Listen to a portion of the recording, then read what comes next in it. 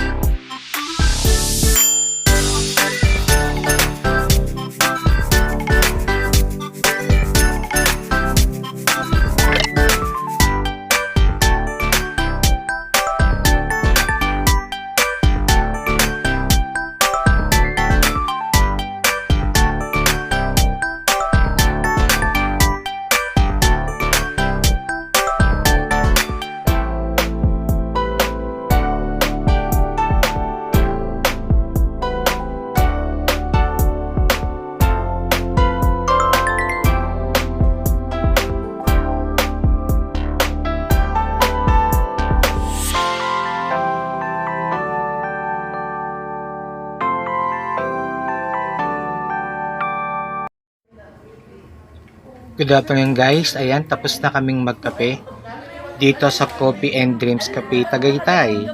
Ngayon ay pauwi na kami sa Tagaytay Haven Hotels ulit. Hanggang sa muli, maraming salamat sa panonood. Paalam!